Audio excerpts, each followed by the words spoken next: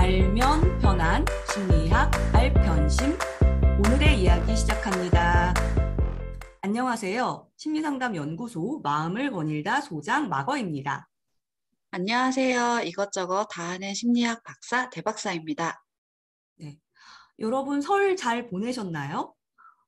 이게 신정이랑 설이랑 이렇게 나눠지니까 새해를 두 번 맞이하는 느낌이에요. 네. 그 떡국도 두 번 먹으니까 나이도 왠지 좀 많이 먹는 것 같고 그렇지 아, 않아요? 두 번 드셨어요? 네, 저는 1월 1일에도 먹고 이번에도 먹고. 아, 그러셨구나. 저는 이번에만. 아, 2살 드셨고 저는 1살 먹었으니까 그러다 동갑 되겠네. 그러게요. 어, 네, 여러분들도 새해 복 많이 받으시길 바랍니다.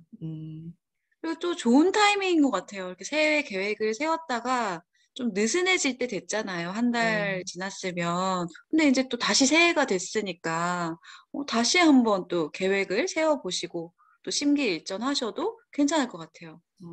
제가 그 생각 했거든요, 사실. 저도 마찬가지입니다. 이게 다 그래서, 우리 자신에게 하는 말들이죠. 그쵸. 네.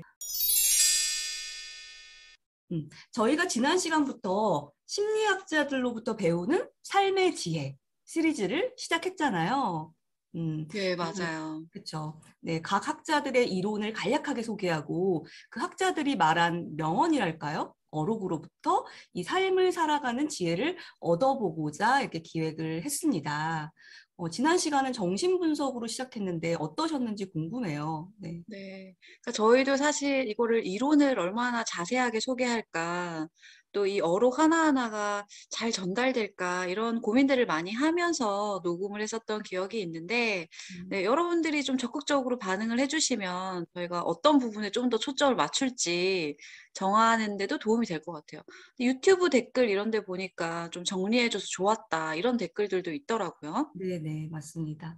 자, 이번 시간에는 이 프로이드를 계승하면서도 이 프로이드의 이론을 수정해서 자신만의 이론으로 발전시킨 신프로이드 학파의 학자들을 소개하려고 해요. 네. 막 신프로이드 학파 이런 거 나오니까 막 시험 공부하는 다음 중 신프로이드 학파에 속하지 않는 사람은 막 이런 문제 나올 것만 같은 그런 그런 문제 내실 수 느낌인데. 있나 보죠?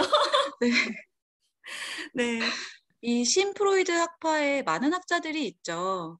근데 그 중에서도 저희가 이번 시간에는 에릭 에릭슨, 에리 프롬, 카렌 호나이 이 세 명의 학자들을 만나보려고 합니다.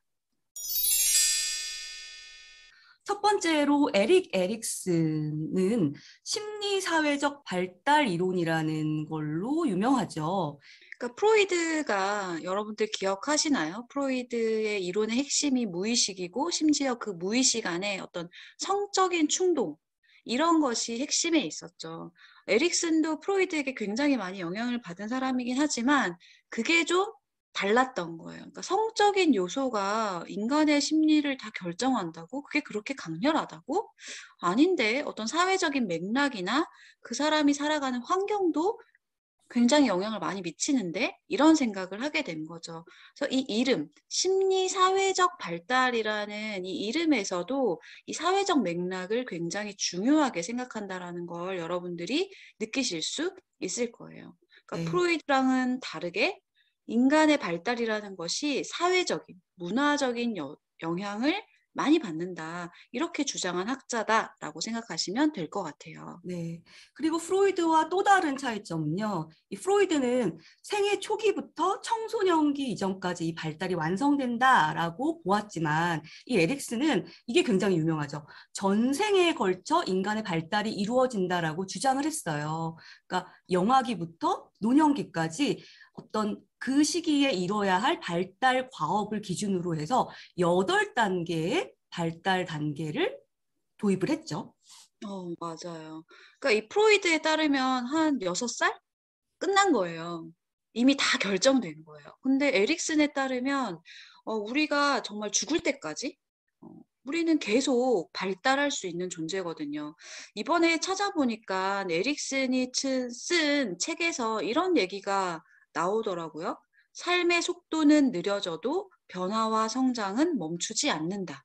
이게 이 8단계를 내놓은 이 에릭슨 이론의 핵심이 아닌가 싶어요. 네. 그럼 8단계, 8단계 이렇게 말만 하지 말고 간단하게 소개를 좀 해볼까요? 네. 이게 뭐 단계를 다 외울 필요는 없고요. 아주 간단하게는 각 시기마다 이루어야 할 발달 과업이라는 게 있다. 그리고 그 발달 과업을 제대로 완수하면 어떤 덕목을 갖게 된다라고 얘기해요. 인간으로서 가지면 좋을 만한 그런 덕목을 갖게 된다라고 얘기를 하고요. 원래 이 이론에서는 약간 나이에 대해서 구분을 하죠. 뭐 태어나서부터 1살 때까지는 몇 단계 이런 식으로 하는데 사실 현대 심리학에서는 그 나이를 그렇게 중요하게 보진 않아요. 사람마다 다른 단계를 겪을 수 있죠. 똑같은 나이라 하더라도. 1단계는 신뢰감을 획득해야 되는 단계입니다. 그렇죠. 태어나서 이 세상에 나와 보니 믿을 만하네. 우리 부모가 나를 좀 신뢰롭게 울면 다가와 주고 이렇게 키워 주네. 그래서 신뢰를 갖느냐 아니면 믿지 못하느냐. 두 번째 단계는요. 자율성을 획득해야 되는 그런 단계입니다. 그래서 이제 이때 되면은 우리가 프로이드식으로 말하면은 약간 배변 훈련 하고 이러면서 내가 막 이런 거죠. 그다음에 3단계는 주도성이에요. 그래서 이제 자기 스스로 해보는 것뿐만 아니라 남들 앞에서도 좀 이끌고 나를 좀 따라해봐 이렇게 좀 그러는 시기이고요. 그러니까 2단계에서는 주도성을 가지고 싶어하는 아이에게 좀 더 기회를 주고 왜 그렇게 키우잖아요. 네. 말도 안 되는 거 하려고 해도 어른들이 오 그래 그래 막 따라해주고 그런 단계이고요. 근데 만약에 이 주도성 획득에 실패하면 죄책감에 시달리게 된다라고 얘기를 하죠. 4단계는요. 뭐 우리나라로 치면은 학교 가는 시기, 초등학교 들어가는 시기쯤이다 생각하시면 될 텐데 이때는 학교라는 사회적 틀 안에서 이제 살아가야 되잖아요. 근면성을 획득해야 되는 시기입니다. 그래서 열심히 규칙을 지키고 해야 할 일을 완수하는. 그래서 이 근면성을 획득하면 좋겠지만 그러지 못할 때는 좀 열등감에 시달리게 된다. 이렇게 얘기를 하죠. 그리고 5단계가 우리가 그렇게 많이 들었던 바로 청소년기, 정체감을 획득해야 된다라고 말하는 시기입니다. 그래서 내가 누구인지를 알게 되면 좋겠지만 이 역시 이 발달과업을 완수하지 못하면 역할 혼미, 난 누구지? 이런 혼란 상태에 빠질 수 있겠죠. 그리고 성인 초기라고 할 수 있는 6단계는 생각해보면 우리가 뭐 하냐, 이 시기에 생각해보면 연애하잖아요. 친구 많이 사귀고요. 그러니까 친밀감을 획득해야 되는 시기입니다. 이때는 진짜 사람 많이 만나보고 그래야 아 진짜 친밀한 감정이 이런 거구나. 나는 이런 사람들하고 친해질 수 있구나. 이런 거를 느낄 수 있는데 그것을 또 좀 실패하게 되면 고립감을 느끼게 되겠죠. 그리고 어떤 성인 중기, 중년기라고도 할 수 있는 7단계는 인생에서 가장 많은 생산을 하는 시기예요. 그게 자녀의 생산일 수도 있고, 일에서의 생산일 수도 있고, 어떤 사회적 지위로서의 생산일 수도 있고, 다양한 생산을 하는 시기이죠. 근데 만약에 이 시기에도 발달과업 획득에 실패하면 좀 침체된 그런 상태가 될 수 있습니다.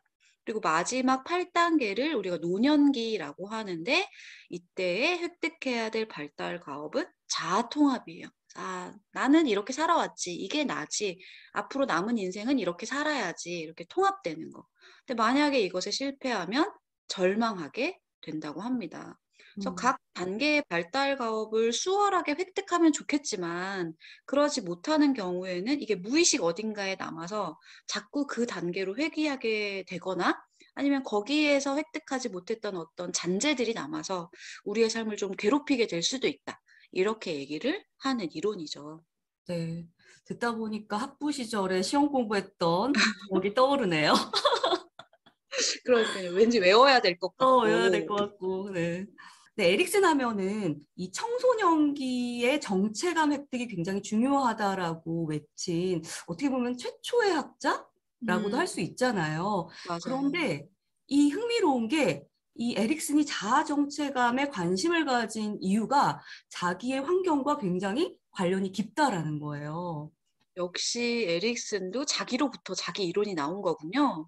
그런 것 같아요. 그래서 에릭슨의 생애를 한번 좀 들여다볼까요? 네, 그 에릭슨의 엄마는 덴마크계 유태인이었대요. 그런데 이제 젊은 시절에 덴마크 남자랑 사귀다가 임신을 했는데 남자가 나쁜 남자였던 거예요. 이 엄마를 버리고 떠나요. 그래서 아이고. 네, 이 에릭슨의 엄마는 독일로 넘어가서 이제 에릭슨을 뵀으니까 거기서 출산을 하고 유대인 그 소아과 의사를 만나서 결혼을 하게 됐어요. 음, 그러니까 에릭슨은 북의 혈통은 유대인이 아니지만 유대인 부모 밑에서 자랐으니까 유대인 학교를 다녔겠죠. 거기서 놀림을 굉장히 많이 받았나 봐요. 어, 왜? 너는 우리랑 외모가 다르냐? 또 유대인도 아닌데 왜 유대인 모자 그거 이 모자 있잖아요. 랍비가 아, 쓰는 모자 같은 왜 그런 걸 쓰고 다니냐? 뭐 이런 식으로 놀림을 받았던 거예요. 근데 음, 또 에릭슨의 부모는 아들한테 이 일종의 뭐랄까 출생의 비밀이랄까요? 이런 걸 숨겨온 거예요. 진짜 아빠가 아니다. 그런 얘기를 안 했던 거예요. 그러니까 에릭슨은 어릴 때부터 되게 혼란스러운 거죠. 나는 우리 엄마도 우리 아빠도 유대인인데 왜 나는 유대인 애들하고 닮지 않았지? 뭔가 음, 이상한데? 이러면서 자기 자신에 대해서 굉장히 깊은 고민을 하게 된 거죠.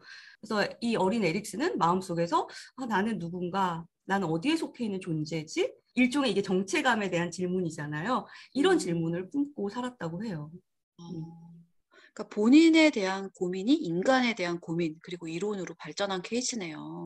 그래서 이제 에릭슨은 이런 관심을 갖고 계속 이제 공부를 했어요. 그러다가 그 지그문트 프로이드의 딸인 안나 프로이드를 만나게 된 거예요. 그래서 같이 음, 거기서 같이 공부를 하고 또 정신 분석을 하면서 정신 분석이란 뭔가 이런 관심을 갖게 되고 이제 거기서 정신 분석가의 지도 아래서 훈련을 받고선 이제 결국 정신 분석가가 되었죠. 음, 음. 음. 근데 그 찾아오신 자료를 보니까 에릭슨이라는 이름 자체가 굉장히 의미가 있더라고요. 네. 에릭슨이 독일에서 활동을 했잖아요. 근데 그 당시에 나치 집권 하에 있었기 때문에 핍박을 굉장히 많이 받았던 거예요. 그래서 그 핍박을 피해서 미국으로 이민을 가게 됐는데 거기서 자기의 성을 바꾸게 돼요. 그러니까 시민권 얻으려면 다시 좀 이름을 바꿀 수 있는 기회가 생기니까. 뭐 그래서 그랬는지 아니면 다른 이유인지는 모르겠지만 어쨌든 성을 바꿨는데 그 성이 되게 특이하잖아요. 에릭슨. 앞에 있는 에릭에다가 SON, son을 붙인 아, 거예요. 에릭슨. 그렇죠? 그래서 에릭의 아들? 그런 셈이죠. 그러니까 어떻게 음, 보면은 자기 자신의 아들이라는 의미일 수도 있겠죠. 그러니까 음. 내가 자기의 정체성을 다시 한번 부여한다? 이런 어떤 상징적인 의미가 아니었을까 이런 생각이 드네요. 근데 참 재밌네요. 왜냐하면 우리가 에릭슨을 그냥 정체성을 말한 학자로만 알고 있었는데 이 사람 자체가 정말 이 정체성을 획득하기 위해 고군분투했었다. 그리고 그게 이 이론에 담겨 있다라고 생각하니까 조금 더 막 8단계 외우는 고충보다는 좀 정감이 간달까? 네. 음. 에릭슨이 좀 우리가 기억할 만한 어록들도 좀 남겼나요?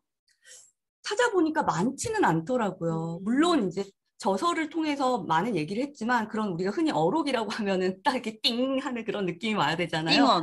띵언. 그런 것들은 많이 못 찾았지만 몇 가지 찾은 것을 바탕으로 얘기를 드리면요. 첫 번째로는 이런 말을 했대요. 충만한 삶을 사는 이들은 일, 사랑, 그리고 놀이의 세 가지 영역 간의 내적 균형을 이루려고 노력한다. 어느 하나를 추구하려고 나머지를 소홀히 하면 나이가 들어 궁극의 슬픔에 빠지게 된다. 하지만 이 세 가지 영역에 대해서 동등하게 헌신하려고 노력하게 되면 성공뿐만 아니라 마음의 평온으로 가득 찬 삶이 가능해진다. 음. 그 프로이드가 왜 일과 사랑에 대해서 언급을 하잖아요. 네. 역시 프로이드의 후속 학자라서 그런지 놀이가 추가됐네요. 네.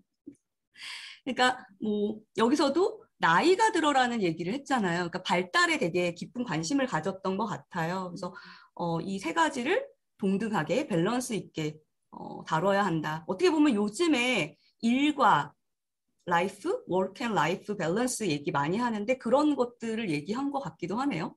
네. 그리고 자아 통합으로 가는 길에 대한 안내 같은 느낌도 있어요. 결국에 8단계가 자아 통합을 하려면 사실 그렇잖아요. 어느 하나에만 너무 매달려서 살다 보면 나중에 되돌아보면 내가 뭐 하려고 거기에 그렇게 몰두했지? 이런 허탈함이 올 수도 있는데 이 세 가지를 잘 균형을 맞춘다면 자아 통합이 조금 더 쉬워질 거다라고 말하는 것 같아요. 네. 또 다른 얘기를 좀 볼까요? 인간의 발달은 항상 가능하며 평생 동안 밝혀지고 다시 살아나며 반영될 수 있는 삶에 알려지지 않은 중요한 측면들이 있다는 것을 분명히 보여준다. 자기 자신, 인생, 다른 사람들에 대해서 더 많은 호기심을 갖기에 너무 늦은 시기란 없다. 변화는 항상 가능한 것이었다. 음. 뭐 에릭슨의 이론을 또 극명하게 보여주네요. 맞아요. 저희가 정체성 이야기할 때도 여러 번 얘기했던 것 같아요. 이게 막 나는 이거야라고 정한다고 정해지는 게 아니라 경험과 또 삶의 여러 가지 일들을 통해서 나는 조금씩 조금씩 변할 수 있고 그게 자연스러운 거다라고 얘기를 해왔는데 이 에릭슨의 말 속에도 고스란히 담겨 있네요. 세 번째 어록은요. 에릭슨이 이제 에릭슨이 썼다라기보다는 에릭슨과 에릭슨의 아내가 썼다고 해야 될까요? 음. 그런 책이 있어요. 인생의 9단계라는 책이 있거든요. 8단계라고 해 놓고 왜 9단계냐라고 하신다면 이제 에릭슨이 죽은 다음에 아내가 초고령 단계 마지막 음. 9단계를 추가했다고 해요. 그 책에서 이런 얘기를 했다고 합니다. 에릭슨이 "나에게서 살아남는 것이 나다.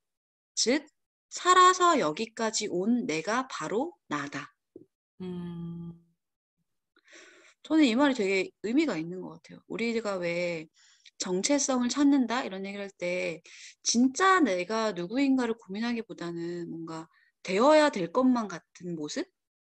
이렇게 살아야만 할 것 같은 남들에게 이렇게 보여져야 될 것만 같은 어떤 이상을 쫓는 경우가 많잖아요. 그리고 그게 내 정체성이다라고 확정시켜 버리는 경우가 있는데 이 에릭슨의 말을 들어보면 그게 아니라 내가 정말 무엇을 먹고 무엇을 생각하고 무엇을 하고 이런 나의 삶이 곧 나다. 저는 이게 좀 더 와닿는 말인 것 같아요. 그러네요. 뭔가 에릭슨을 얘기하다 보니 좀 친해진 것 같고 뭔가 그 내적 사람의 친밀감? 고뇌가 와닿고 뭔가 그런 느낌이네요. 네. 그러면 두 번째로 에리 프롬으로 넘어가 볼까요? 이 에리 프롬은 저희가 알편심 초기 방송할 때 그 알편 책에서 사랑의 기술로 소개를 했었죠. 어, 아, 그때 저희가 첫 알편 책이었나요? 맞아요. 그래서 그때 되게 공을 들였던 기억이. 이벤트도 하고 그랬잖아요. 뭔가 되게 책 진짜 열심히 한 3번 읽었던 것 같은데. 네. 그리고 심지어 녹음도 2번 했답니다. 아, 그랬어요? 네. 그런 시절이 있었네요. 저의 추억의 에리 프롬인데요. 이 에리 프롬은 프로이드와 막스의 영향을 받은 학자예요. 그러니까 프로이드 하면은 심리학 계통, 물론 그러니까 의사였지만 심리학 계통이고 막스는 사회학 계통이잖아요. 그러니까 에리 프롬이 이 심리학과 사회학을 공부한 사람인 거예요. 그래서 이 음, 두 어떤 양대 산맥 같은 그런 두 학자의 영향을 받았고 이 현대인들의 정신적인 불안이나 신경증은 이 개인의 차원뿐만 아니라 사회 문화적 조건이 영향을 준다라고 주장을 했어요. 네. 그래서 에리 프롬의 성격 이론을 사회적 성격 이론이다라고 얘기를 하기도 합니다. 네. 맞아요. 그러니까 그 에리 프롬의 책을 보면은 좀 뭐랄까 이렇게 어떤 산업화 시대의 문제점이라든가 사람들이 왜 이렇게 됐는지, 왜 우리가 좀 나답게 살지 못하는지에 대해서 어떤 개인 차원뿐만 아니라 이 사회 문제를 되게 많이 언급하고 있어서 좀 네. 그 책을 읽는 게 심리학 하는 사람으로서는 좀 어렵게 느껴지기도 했던 기억이 있거든요. 음, 음. 음. 근데 이제 제가 에리 프롬을 좋아하는 이유가 이 에리 프롬의 책을 읽다 보면은 지금 읽어도 맞아요. 너무나 잘 들어받는 우리한테 맞아요. 되게 울림과 깨달음과 각성을 주는 내용들로 가득 차 있어서 전 이렇게 무릎을 탁탁 치면서 읽었다니까요. 아니, 제가 이번에 에리 프롬을 준비하면서 그 에리 프롬이 쓴 책 중에 나는 왜 무기력을 되풀이하는가 이 네. 책을 한번 읽어봤어요. 네. 근데 이제 이게 엄청 오래전에 쓰였을 거 아니에요. 네. 근데 여기 어떤 구절이 있냐면 10년 전에 남편들이 당당하게 요구했던 것을 지금은 누구도 당당히 요구하지 못한다. 뭐 이런 구절이 있는 거예요. 그러니까 그 옛날에도 어, 10년 전 남편과 그때의 남편은 달랐구나. 음, 지금 이 문장을 그대로 가져도 전혀 어색함이 없잖아요. 맞아요. 제가 무릎을 딱 쳤다니까요. 그러니까 에리 프롬의 매력이 그런 것 같아요. 그래서 음. 많이 읽히는 것 같고, 이 에리 프롬의 생애를 들여다 보면요, 이 에리 프롬도 독일 출생이고요. 역시 유대인 가정에서 태어났네요. 유대인들이 다 휘어잡았네요. 앞서서 말씀드린 것처럼 사회학과 심리학을 전공했고요. 졸업한 후에는 그 정신분석 연구소에서 근무를 했던 거예요. 그러니까 정신분석에 관심이 있었던 거죠. 그런데 역시나 나치의 집권하에서 핍박을 받아서 미국으로 망명하고 귀화를 했어요. 근데 그때 프롬이 제기한 문제가 뭐였냐면요. 왜 인간은 광기로 가득한 나치즘을 수용하고 자신의 권력을 히틀러에게 던져주고 복종하느냐 이런 문제 제기를 한 거예요. 음. 그러면서 프롬이 얘기한 거는 대중이라는 것은 그 어느 시대에서보다도 이 자유를 굉장히 많이 얻게 됐는데 이 자유를 자기가 견딜 힘이 없어서 권력과 군중에게 그 자유를 던져주고 도피한다는 거예요. 그러면서 음. 쓰게 된 책이 자유로부터의 도피인데요. 이 책을 내놓으면서 일약 스타덤에 오르게 되는 거죠. 음. 그러니까 뭔가 아까 마거님이 이 프롬이 그 옛날에 쓴 책들도 지금에 그대로 적용된다라고 말했는데 네, 똑같은 것 같아요. 지금 나치가 없을 뿐이지 네, 우리도 우리에게 주어진 이 수많은 자유를 제대로 누리기보다는 자꾸 그냥 책임 회피하듯이 누군가에게 던져주고 그냥 집단 행동이라고 해야 되나요? 그냥 네, 막 따라가잖아요. 음. 그렇죠. 그게 이제 요즘에서는 그런 식으로 해석이 되면서 사람들의 무릎을 치게 만드는 거겠죠. 그 뭔가 이렇게 사회적인 현상에도 굉장히 관심이 많았던 것 같아요. 정치뿐만 아니라 그래가지고 뭐 반전, 반핵 운동 이런 것도 열심히 했던 학자죠. 네.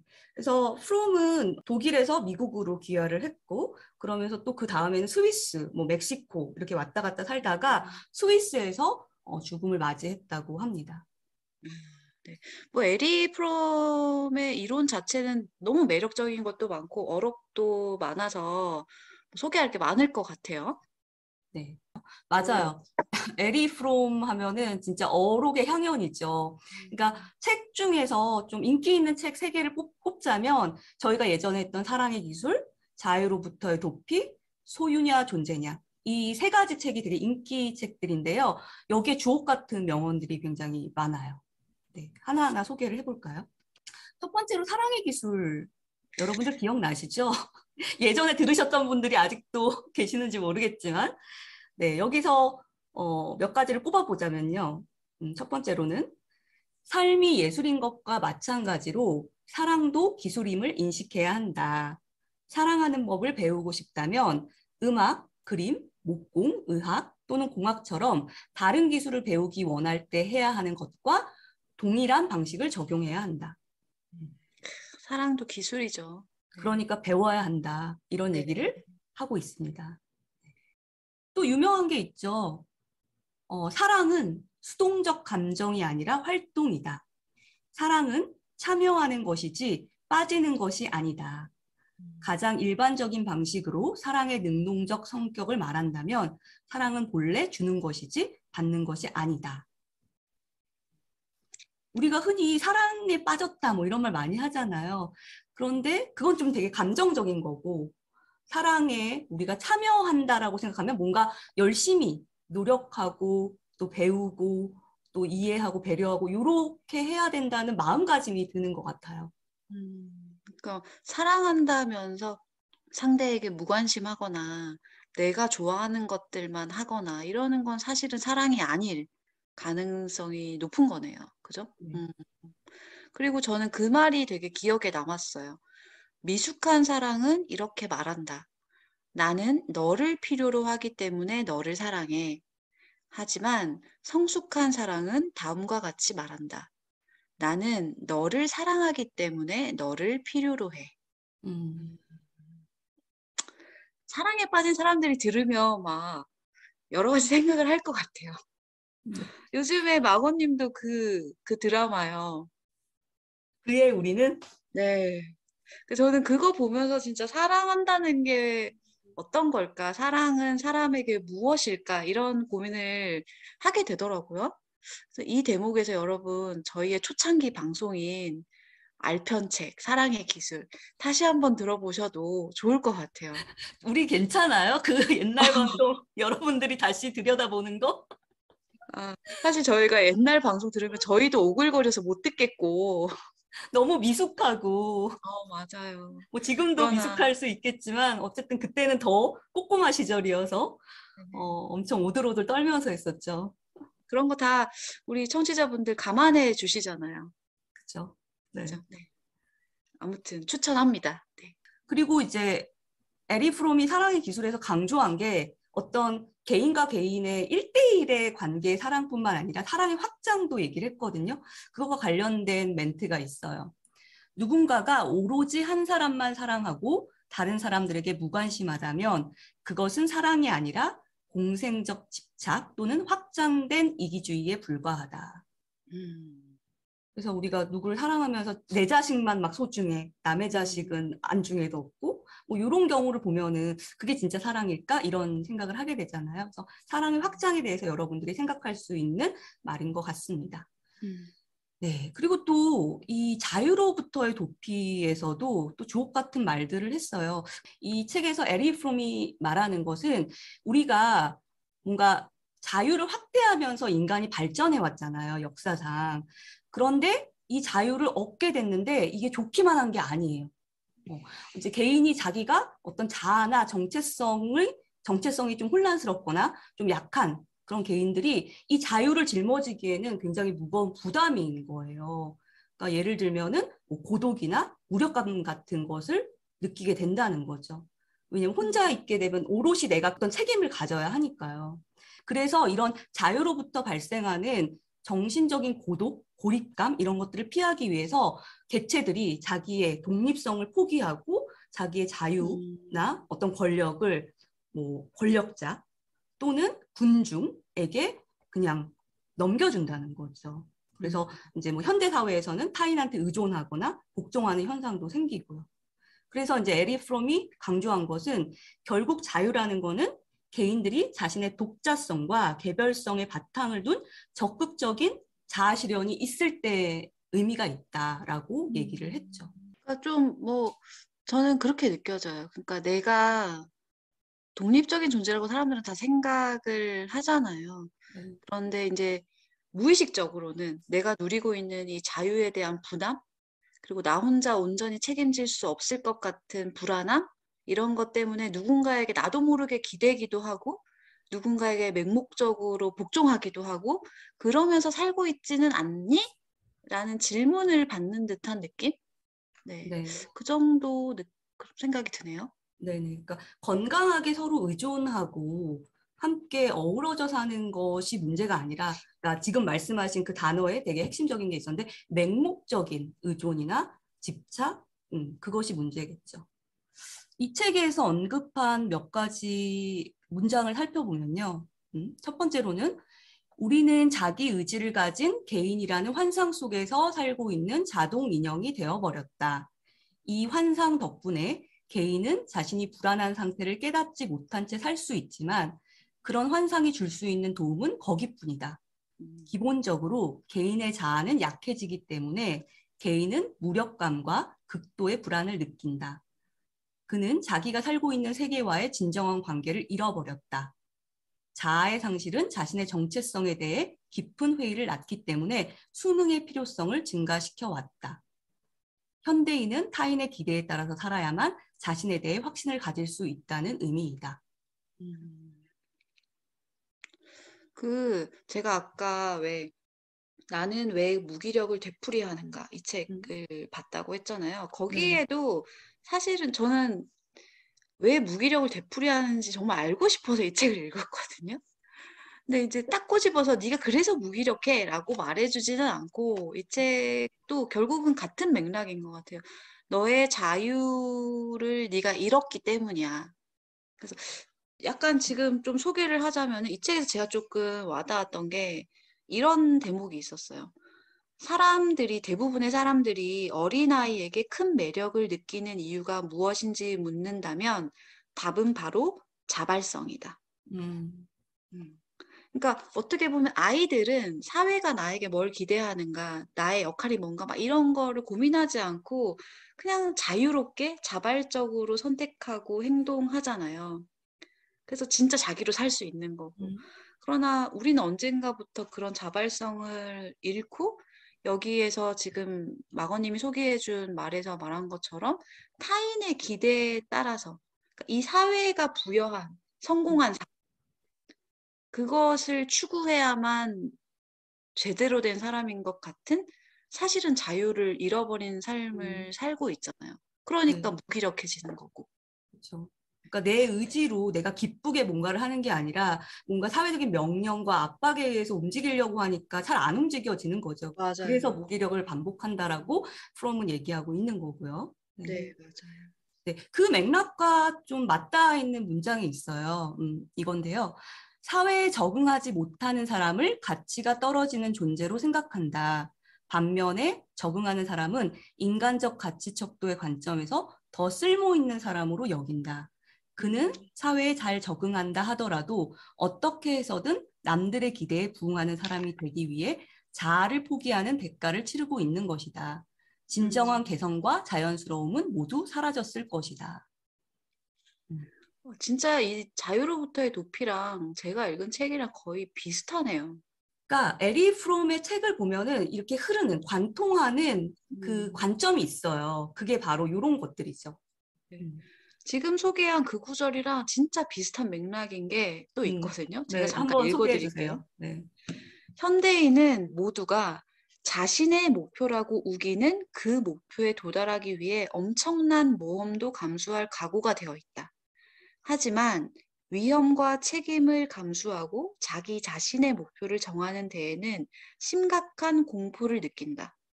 혼신을 다하는 것이야말로 자신의 행동을 스스로 결정한다는 증거라는 착각에 빠지는 경우도 드물지 않다. 음. 그러니까 우리는 내가 고민해서 결정한 나만의 목표가 아닌 사회가 부과한 그럴듯한 목표에 목숨 걸고 열심히 살고 있는데 그게 진짜 내 건 아니니까 참 고민하게 되네요. 네. 그러니까 고민을 많이 던져주는 학자죠. 그리고 이제 이 책에서 프롬이 그러면 해결책은 뭐냐라고 이렇게 그리고 이 책에서 프롬이 해결책으로 제시한 문장이 있어요. 개체화된 인간이 세계와 관계를 맺으려면 어떻게 해야 하는가? 유효하고 생산적인 해결책이 하나 있다. 모든 인간과 적극적으로 연대하고 사랑이나 일 같은 자발적인 활동을 하는 방법이다. 그러면 인간은 기본적인 관계를 통해 세계와 연결되는 것이 아니라 자유롭고 독립된 개인으로 다시 세계와 결합한다. 음. 역시 뭔가 연대와 자발적인 활동을 강조를 음, 했네요. 네. 좀 어렵지만 뭔지 알 것 같기도 하고 모를 것 같기도 하고 그러니까 우리한테 현대인들한테 되게 뭐랄까? 그러니까 생각 없이 그냥 남들이 하는 대로 사회가 부과하는 목표를 쫓아서 어떻게 보면 경주마처럼 살고 있는 현대인들한테 좀 질문을 던지는 그런 문장들이 많은 것 같아요. 음, 그리고 또 프롬의 유명한 책이 있죠. 소유냐 존재냐. 어, 제목을 잘 뽑는다니까. 그러니까요. 이게 제목 그대로 굉장히 직관적이에요. 그러니까 너는 소유적 인간으로 살 거냐, 존재적 인간으로 살 거냐, 이거에 대한 문제를 제기하고 있죠.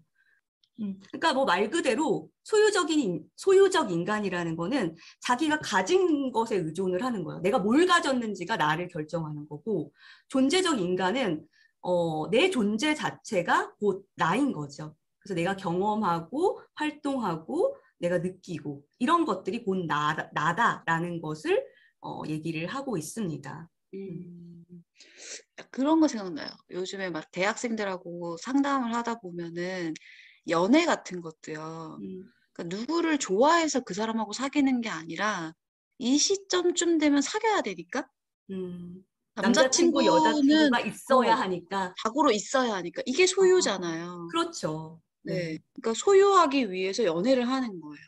음, 근데 그렇게 하다 보면은 상대에 대한 예의도 아닐 뿐더러 정말 그 사랑의 기쁨을 느낄 수가 없잖아요. 네. 오히려 나에게 걸맞는 조건을 가진 사람을 음, 찾는 것에 몰두하게 되고 '내가 이런 사람을 내 이성 친구로 갖고 있어.' 막 음. 여기에 머무는 이게 뭔가 '소유적 삶 같다.' 이런 생각이 드네요. 그쵸.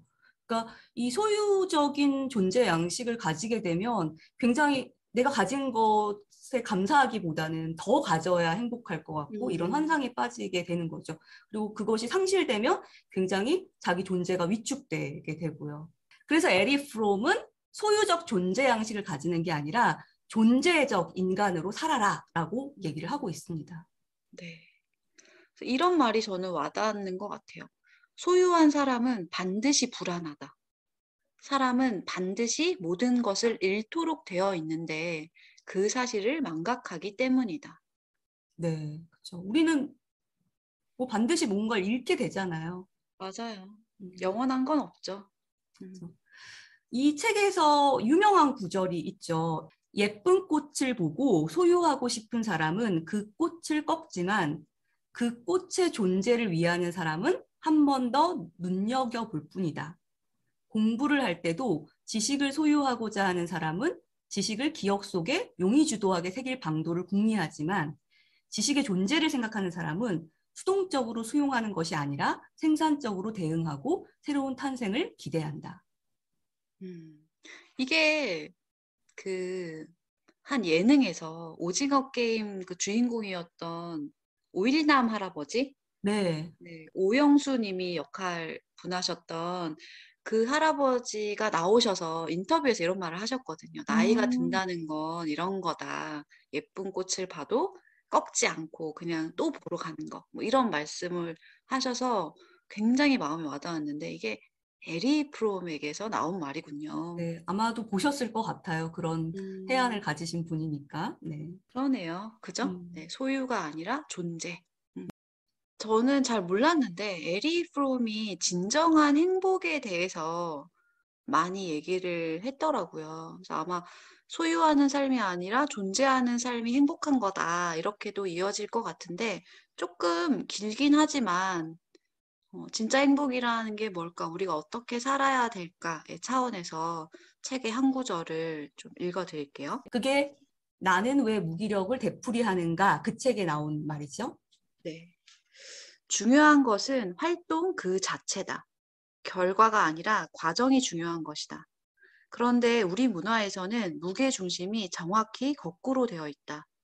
우리는 구체적 욕망을 만족시키기 위해 생산하는 대신 상품을 팔겠다는 추상적 목적을 위해 생산한다. 모든 유형, 무형의 사물을 돈을 주고 살 수 있고 돈만 주면 다 우리의 소유가 된다고 여긴다.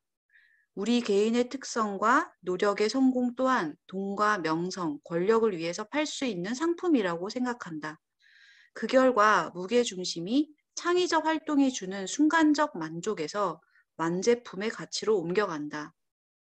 인간은 진정으로 행복을 줄 수 있는 유일한 만족, 활동의 순간 체험하는 것을 잃고서 잡았다고 믿는 순간 실망을 안겨주는 환영과 성공이라는 이름의 가짜 행복의 뒤를 쫓아다닌다. 이렇게 에리 프롬 얘기를 했는데요. 굉장히 기네요. 저희가 애정이 있어요. 에리 브롬한테. 에리 프롬에게 애정이 있긴 하지만 애정 플러스 또 되게 좋은 말을 많이 남겨서 너무 소개하고 싶은 마음인 거죠. 네, 맞아요. 자, 세 번째로 카렌 후나이로 넘어가 볼게요. 네. 카렌 후나이는 신경증적 성격 이론이라는 음, 것을 제시한 학자입니다. 그래서 신경증의 원인이나 성격 형성에 있어서 이 카렌 후나이는 사회와 문화의 영향을 강조해요. 네. 앞서 말한 에릭슨이나 프롬과 비슷하죠. 음. 그리고 특히 이제 카레노나이는 지금 저희가 소개하고 있는 사람들 중에선 드물게 여성 학자이죠. 그래서 이게 본인이 여성이라서 그럴 수 있겠는데 특히 프로이드의 남성 중심적인 사상에 굉장히 좀 반감을 가졌던 것 같아요. 특히 이제 프로이드는 여성이 남성의 성기를 부러워한다. 그래서 항상 남자에 비해서 열등감에 시달리는 존재고 뭐 이런 식의 설명을 했는데 아니다. 이게 전 세계 문화권이나 사회적으로 공통적으로 여성에게 부여하는 어떤 역할이나 여성의 여러 가지 역할이 제한되는 점이나 이런 게 영향을 미치지 온통 남근 선망? 그런 걸로 설명할 수는 없다. 이런 주장을 했던 학자라고 볼 수 있습니다. 네, 그래서 이제 뭐 이런 얘기도 했었죠. 너 남근 선망만 있는 줄 아냐? 남자들은 자궁 선망도 한다. 뭐 이런. 그렇죠. 네. 그래서 이 네. 카레노나이가 이제 굉장히 활발한 학술 활동을 했는데 특히 거의 꽃을 피우다시피 열심히 활동했던 시기가 언제였냐면 본인의 결혼 생활에서 이제 별거를 시작했을 때. 그래서 별거를 한 이후에 어떤 결혼 생활이 갖는 중압감 이런 것으로부터 벗어나서 17편의 논문을 썼다고 해요. 근데 그 중에 13편이 여성의 심리를 다룬 것이었고 이것을 묶어서 여성 심리학 뭐 이런 책으로 내기도 했습니다. 네. 거의 좀 최초의 여성 심리학자 그런 네. 느낌이 있죠. 최초의 여성주의 심리학자라고 할 수 네네네. 있죠. 네네. 그래서 이 카렌 호나이가 신경증을 어떤 식으로 설명을 했냐면요. 인간이란 이제 안전과 사랑에 대한 욕구가 있다. 음, 그래서 이 욕구에 의해서 어떤 행동들이 일어나는데 이 욕구가 충족되지 못할 때 뭔가 버려질 것 같은 불안감을 겪게 된다는 거예요. 근데 이거는 인간의 기본적인 불안이라는 거죠. 그래서 음, 이 기본적인 불안으로부터 자기 자신을 보호하기 위해서 어떤 신경증적인 행동을 한다라고 얘기를 하고 있습니다. 네. 어, 이 카레노나이가 쓴 책 중에서 내가 나를 치유한다. 이런 책에서 이제 물론 이 책뿐만 아니라 다른 책이나 논문에서도 비슷한 얘기를 하겠지만 카레노나이가 이런 표현을 쓰더라고요.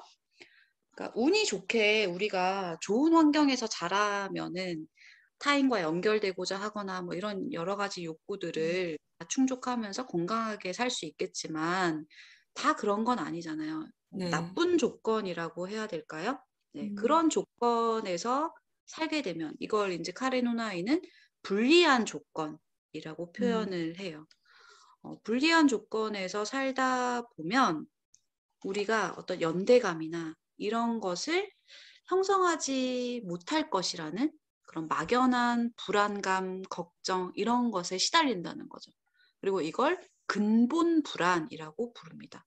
그럼 불안하면 어떻게 되나요? 이 불안함이 늘 내재되어 있으면 이것을 해소하는 방식으로 행동하게 되는데 그게 신경쓰기 된다는 거예요. 그럼 이 대목에서 이제 불리한 조건이라는 게 뭐지? 궁금해지잖아요. 이게 또 네. 특별한 게 아니에요. 뭐 엄청난 불리한 조건이 아니라 제대로 사랑받지 못하거나 너무 과잉보호받거나 뭐 안전하지 않거나 이런 모든 것들이 우리가 왜 독이 되는 부모? 그런 얘기할 때 했던 여러 가지 양육의 형태나 환경들이 불리한 조건에 해당될 수가 있습니다. 네. 그리고 이 카렌 후나이 같은 경우는 사회와 문화의 영향을 강조했다 그랬잖아요. 그런 관점에서 또 신경증을 설명을 했는데요. 그러니까 인간은 자기를 구성하고 있는데 현실적 자기와 이상적 음, 자기로 나눠진다고 해요. 그러니까 우리가 흔히 현실적 자기는 지금 현재라고 이상적 자기는 내가 이상적으로 바라는 꿈꾸는 그런 모습인데 이 두 가지의 갭이 분명히 있을 거잖아요. 그런데 이 이상적인 자기를 이루어야 한다는 어떤 당위적인 요구, 당위성, 뭐뭐 해야만 해라는 그런 느낌이 신경증을 일으킨다는 거예요. 그런데 여기서 이 현대사회라는 구조가 기본적으로 사람들로 하여금 신경증적 욕구를 일으킨다는 거죠. 굉장히 압박을 주는 그런 사회 구조를 가지고 있기 때문에 내가 무엇이 되어야 하고 무엇을 반드시 해야 하고 이런 압박을 느끼면서 그러니까 기본적으로 현대인은 신경증을 앓을 수밖에 없다라고 얘기를 하는 거죠. 그러니까 뭐 신경증적 욕구라고 하면 또 이건 역시 대단한 게 아니라 막 나는 사랑받아야만 해. 나는 완벽해야만 해. 성공해서 성취해야만 해. 이런 모든 것들이 다 신경증적 욕구에 해당할 수 있는데요. 카레누나이가 사람들이 일반적으로 이런 욕구에 대처하는 대표적인 세 가지의 방식이 있다. 라고 얘기를 했죠. 이거를 신경증적 해결책이라고도 얘기를 해요. 네. 그 첫 번째 유형이 이게 이제 저희가 유형을 굳이 소개하는 이유는 약간 성격을 이해하는 데 도움이 되는 것 같거든요. 이 첫 번째 유형이 어떤 욕구를 해결하는 방식이 자기 말소 의존이라는 게 있어요. 자기 말소 의존. 그러니까 나를 사라지게 하면서까지 남에게 의존한다. 뭐 이런 것인데 약간 타인에게 쉽게 복종하고 의존하고 자기 자신을 바라보는 태도는 패배감, 죄의식, 열등감. 그러니까 나는 부족하다고 생각하니까 언제나 타인한테 기대하고 너무 많이 의존하고 이러게 되는 거죠. 그러니까 남들에게 다 맞춰주면서 사랑받고자 하는 그런 신경증적 욕구를 해소하는 그런 유형이라고 볼 수 있습니다. 그렇기 때문에 타인의 애정과 인정에 굉장히 목말라 하면서 그것을 충족시키려고 하고요. 또 사회적인 인정, 특권이나 관심 이런 것들이 올 때 아, 내가 괜찮은 사람이구나 이렇게 안심하게 된다는 거죠. 이 자기 말소 의존이랑은 굉장히 또 다르게 자신의 욕구를 해소하려는 그런 유형도 있는데요. 확장 지배 유형이라고 부르는 유형이 있습니다. 이 이름에서 다 느껴지시죠? 무조건 자기가 다 알아야 되고 가장 우월해야지 직성이 풀리는 유형입니다. 그러니까 어떻게 타인과 관계를 맺겠어요? 남들을 자기가 우월해지기 위해서는 남들을 조종하고 지배하고 나한테 의존해 오히려. 아까랑은 반대로 내가 다 할게. 나만 믿어. 뭐 이렇게 되는 거죠. 성격적으로는 좀 자기도취적이고 완벽주의가 강하고 좀 오만한 복수심이라고 할까요? 네가 감히 이런 것들을 가지고 있는 그런 성격이라고 볼 수 있습니다. 그리고 이제 마지막 세 번째 유형은요. 체념 독립 유형인데요. 저는 상담을 하면서 또 이런 유형이 좀 많은 것 같다라는 생각을 하거든요. 이게 인제 어떤 사람이냐면 체념 그리고 독립이잖아요. 그러니까 자기 자신이나 자기 인생에 대해서 약간 방관자 같은 이래도 흥 저래도 흥 이런 느낌을 좀 갖고 있어요. 근데 무의식적으로는 뭔가 성취하는 것, 노력하는 것 이런 것을 거부하는 상태라고도 볼 수 있는 거죠. 그래서 '나는 아무 관심 없어. 나는 다 소용없어.' 이렇게 생각하고 있는 사람들이기 때문에 어떤 주요한 특징이 나타나면 누가 자기한테 "너가 좀 이랬으면 좋겠어."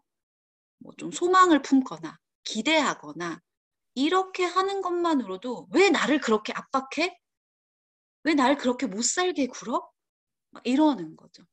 그래서 나는 되게 도통한 사람, 통달한 사람처럼 그렇게 유유자적한 사람처럼 보이게 만들고 남들을 항상 나를 못 살게 구는 괴롭히는 사람으로 만들고 그렇게 살아가는 유형도 있다고 합니다.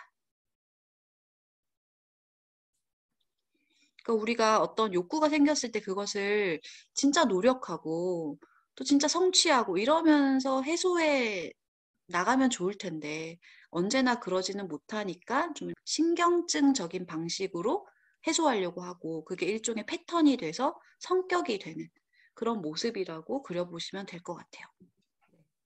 근데 호나이의 경우에 이 연구의 관심이 초반에는 여성주의 심리학에 굉장히 가 있다가 이후에는 지금 대 박사님이 소개한 그런 신경증에 관심을 갖게 되고요.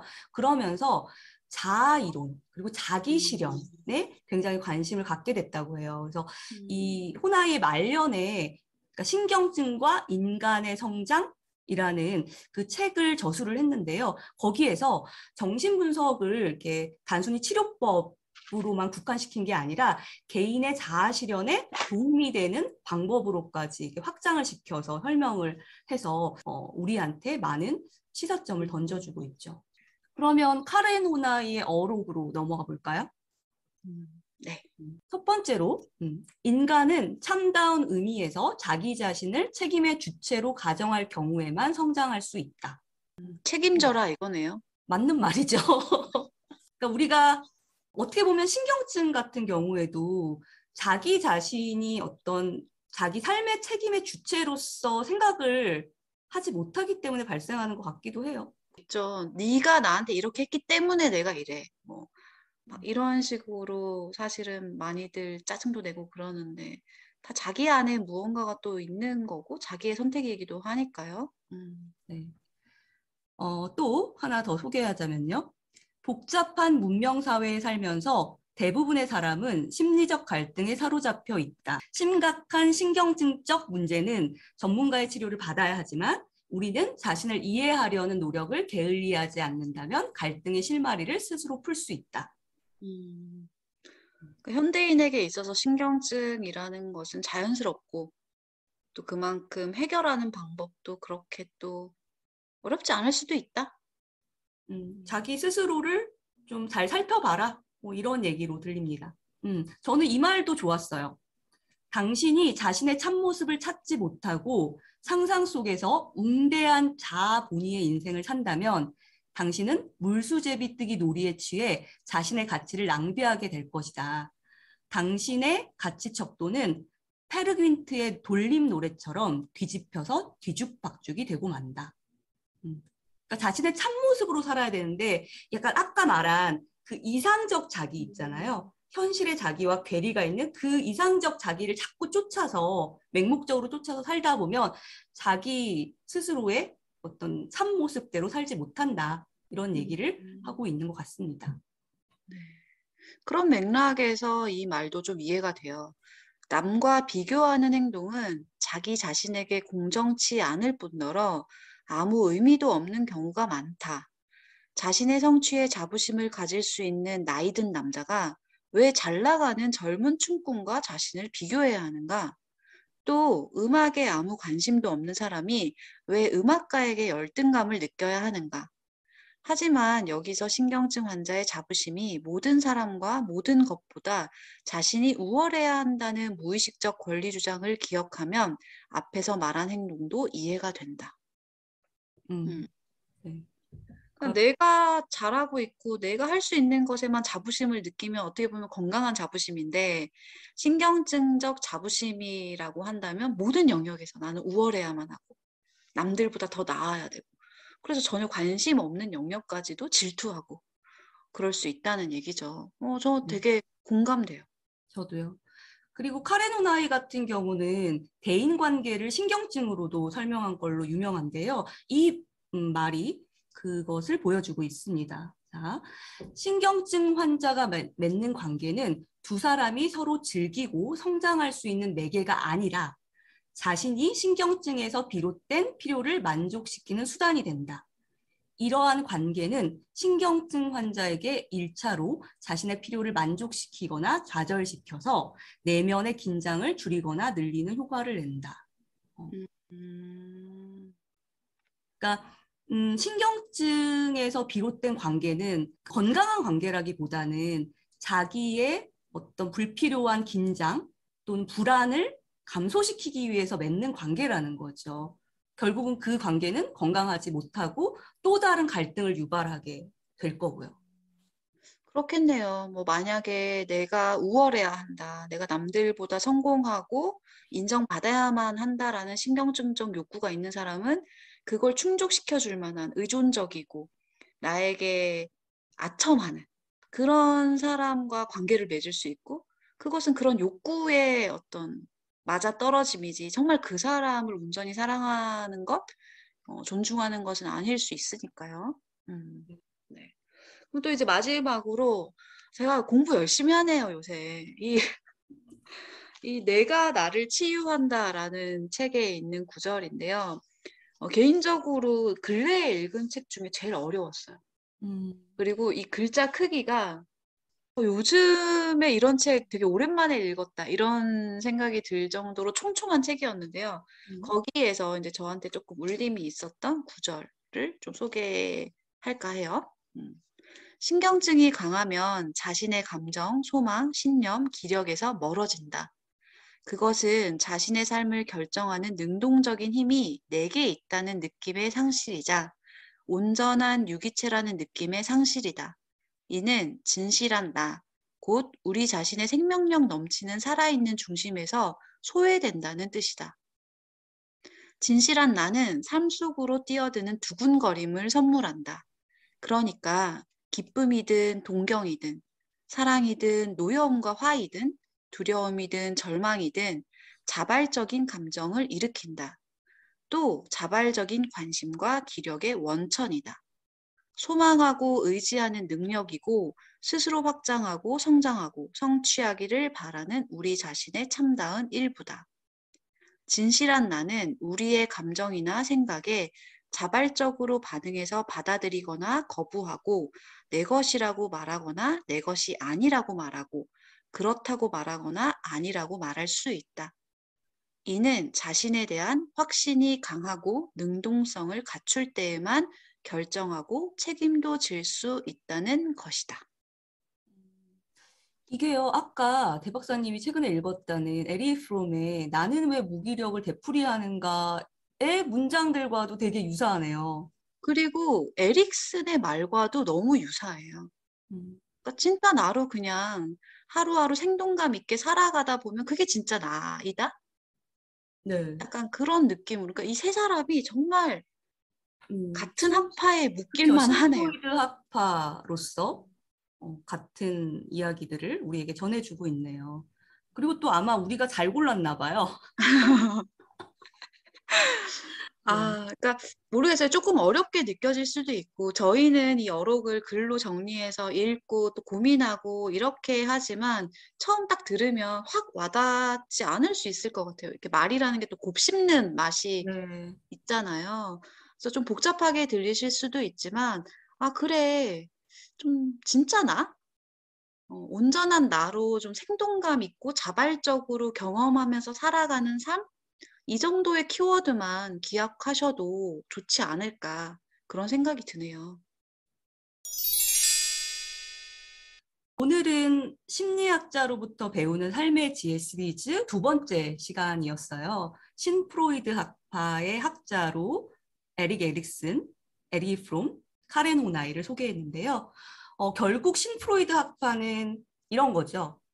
그러니까 인간의 성격이나 발달에 영향을 주는 요소는 어떤 개인적인 타고난 것뿐만 아니라 사회 또는 문화의 영향이 클 수 있다.